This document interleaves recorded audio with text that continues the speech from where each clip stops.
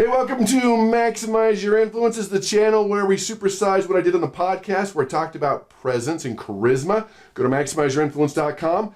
Here, let's talk about 6 keys to charismatic presence. When you walk into a room, do people notice you? Are you sure? Are they noticing you for the right reason? Do people want to be around you? Do they want to be influenced by you? This skill can be learned.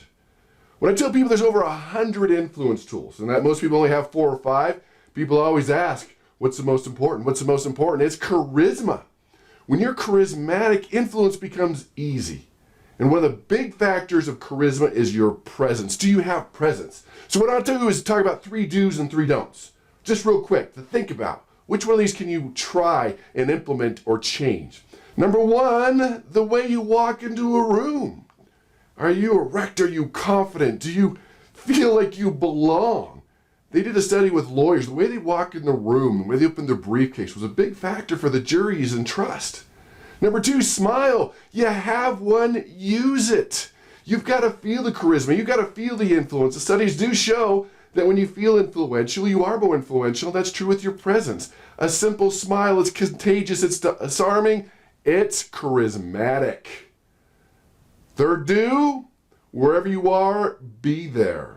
Learn to focus, learn to concentrate. I learned this from my early mentor, Jim Rohn, that, hey, if you're going to be in that meeting, in that room, be there. Don't be thinking of other things. Don't be dinking on your phone.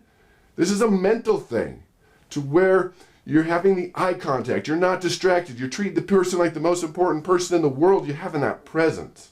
Now, 3 don'ts. Don't be pessimistic. Don't be negative. Don't suck the life out of them. Don't be like Aunt Edna. Remember we talked about her, the family gathering? Just, you sit next to her. Don't even talk to her and she sucks the life out of you. Build their esteem. Give them hope. Give them vision of the future.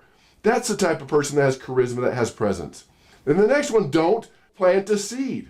Teach this with persuasive presentations where people start off, well, you know, I don't know the subject very well, and I was up all night, and I get really nervous when I speak, or I get gassy. Okay, these are things you don't share with people. Because if you tell people you're nervous, you're not prepared, or you didn't sleep, that's what they look for. You're giving them a reason not to trust you, not to have presence. And final don't be late. Get there early. Sit in the front. I'm guilty. I sit in the back all the time. But if you want to get to know people, you want to have presence, there's something about that relationship. Getting there early, sitting in the front, being aware of what's going on is a big factor in your success. Charisma is everything.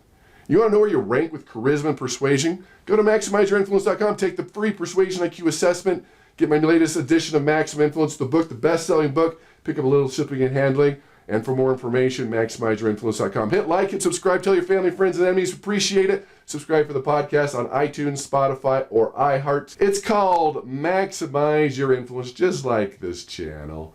But master these skills. Everything you want in life is on the other side of persuasion, influence, and charisma. I'm telling you, this is a vital skill. Master this skill and go persuade with power.